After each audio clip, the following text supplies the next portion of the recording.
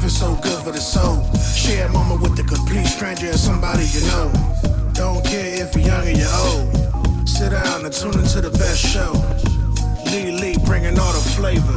Interviews getting greater and greater. With a nostalgic feel. You know she got the mass appeal. Word up. Welcome back to another episode of Laughter is My Love Language. I'm your host, Lily Mason, and I'm so excited, as I am every week, about my guest this week. You've seen him on literally everything. I'm talking about from movies to TV. He's been behind the scenes writing, but on stage is a certified killer. And as a reminder, Laughter is My Love Language is my ode to comedy. So I'm so excited to introduce you all to Dwayne Kennedy. Hi, Dwayne. Hey, Lily. Welcome. Thanks for having me. I'm literally so excited that you are here. I wanted to make sure I was on time and all that jazz. You were on time. I mean, I'm the one that's late. I was supposed to have been here yesterday. It's okay. It's okay. You gave me more time to make sure I was prepared for you. Mm-hmm. So, the first time I ever saw you do comedy, and we've had this conversation. It was at Zany's Chicago, and it was my first time co-featuring there. So this is 2018-ish. Oh wow! And man, okay, yeah, man, a lot of great things happened in 2018. That's an additional thing. Okay. Yeah. So yeah, I saw you there, and you were headlining, and I watched you, and I want to say for at least maybe the first 10 minutes, it didn't seem like you did any real material. Mm-hmm. You were just so spontaneous, so extemporaneous in the moment, talking to the crowd. And I noticed as I watched your set, you have a beautiful way of making the complex simple and the simple complex. So it makes it even more funnier. Okay. And then when I would see you, in sparses here and there, it was always the same thing. It's just you're having a conversation with the audience, but more so you're bringing them into your brain. So I want to know all about how you got into this world of comedy. How did you start? How did you know you were funny? Let's start there.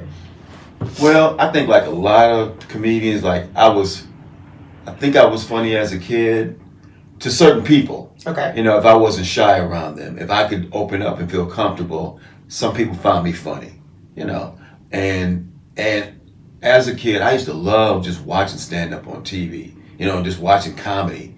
It was, I'm sure it was for you, just fascinating. How come somebody just say something and just get that response, Mm-hmm. And also, how can they just put ideas together like that? And sometimes it just seemed like you were saying, such simple ideas or something that they thought of. Mm-hmm. So I always loved comedy. Yeah, and then at some point, when I remember as a kid thinking I'd like to try that. Okay. But then I got older, kind of put that aside. Mm-hmm. Then I got a little older. It's you know what? Nothing else is working.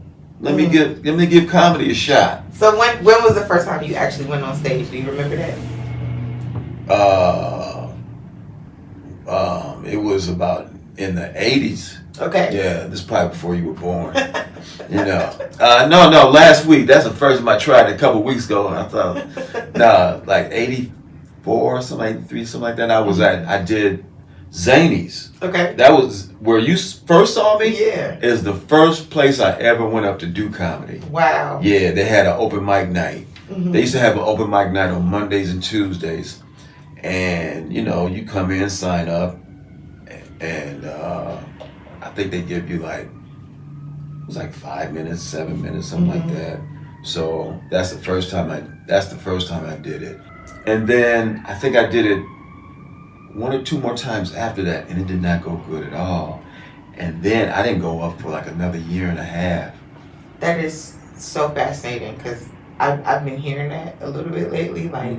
The first time it didn't go well, I was maybe I'm not supposed to do this. And you we going to sit down. So those times when it didn't go well, would you say that you bombed or you just didn't have a good set? Because there's a difference. Well, at the time, I guess I was so new. I guess it was all one and the same. But this, you know what I mean? I gave them the combo platter. I was bombing because it wasn't doing well. You know what I mean? I hit them with the 1-2. But what also I didn't know at the time was I thought that every time you went on stage, you had to do a completely new set. So the second time I went up was not any of the material I did the first time that did well. So that didn't go good. And I think the third time I did even different more. So I was doing new material, but it yeah. So I would say, I would say I bombed. I mean, didn't have a good set. I don't know how to extricate the two. Okay. So you started, especially at that time. Got you. You know what I mean? Now I can say, yeah. You know, as you become more seasoned, if a show doesn't go well, still sometimes it's you, still sometimes it's the audience, or it's just that you know that misalignment. You know, you don't have that with that symbiosis, and that's cool. Hopefully, it doesn't happen where you're supposed to be coming through, or you're a headliner, or you know you've been paid big money. It's a high stake situation. Yeah, it's a high stake. Yeah, but that happens. You know, like people say even today, like if they're not, I'm a comedian. They say, are you funny? If you're laughing, you know, because it's symbiotic. If you're not laughing, I'm not funny, and it's not. I can't talk you into me thinking I'm funny if you don't think that. You know, it's a gut thing. You know, it's a visceral thing. So it's like they said. That's like I tell people. I mean, comedy hits you everywhere, in the mind, the heart, you know, the soul, and all, in the gut, and all those things. But it's still appealing to somebody's sense of humor, right? It's not a negotiation of humor. It's a sense of humor. So. Yeah. No, I understand that a lot. So you started comedy in Chicago. In Chicago. In the 80s. So you were here in the 80s and the 90s. Yes. What was comedy in Chicago like at that time? It was mostly dudes, mostly white, mostly wrong. As we found out, as you just learn about things. I mean, you know, just the sensibilities were different. So there's a lot of stuff that the sensibilities we had and what you could joke about in the way that you could joke about it is not acceptable now, which is cool. People evolve more. It was much less inclusive. You know, when I started, much Chicago segregated then as now. Maybe more then. I did not. The reason I started at Zany's was because I didn't know of any rooms, any black rooms that were doing it. At the time, I don't think there were. But also, truly, I was not comfortable doing comedy in front of a lot of black. I was scared to do it. Okay. Because, you know, black folks, you ain't funny. I used to have a joke about this. If you're not funny to in front of white people, they might, you know, be dissatisfied. They might, you know, the worst it can be is they'll write an angry letter to the management. You're not funny to black folks. They're going to let you know right then, you know what I mean? So it's like, I don't know. I just didn't think I was ready in that regard. And because coming up, like I grew up in Chicago and then I moved to the suburbs and it was predominantly white. And I think this is a funny and ironic thing. Most of my friends and obviously my family and my son are black, but coming up doing comedy, I did it in front of primarily white folk, you know, but not in a way that was compromising like my dignity or black people's dignity or selling out, whatever, you know. I think, you know, maybe some other, you know what I mean? Some other black political saw me and said, look at that Tom ass mother. Woo! That salam.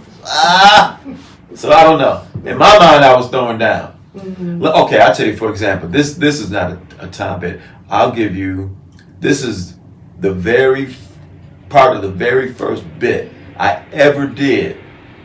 And this was, and I should have done this one the second and third time I went insane. But we're talking about being in going to junior college, being in the Black Student Union meeting, Black Student Union. And anyway, the bit ended with me shooting at white folks from the cafeteria roof. So I don't think I was selling out. It's funny funnier than it sounds. Okay. Yeah, I don't know. Maybe you might want to edit that part out. No, it's like it's a brother. His brother comes up, and I was the joke was I was going to join the Black Student Union, but they were in there over blacking it for me. They were too black for me, and I had a brother come up say, "Good evening, brothers and sisters. Welcome to the Black Student Union meeting. I am the president of the Black Student Union. My name is Oswald Mobutu Yehuda Rashid Mbinge Jalam Safari." Now, for both of you brothers and sisters who may have some difficulty remembering that, you can just call me Hank. Hank. Yeah. Ridiculous. Mm-hmm. But I'm just saying to say that I don't think I wasn't doing things like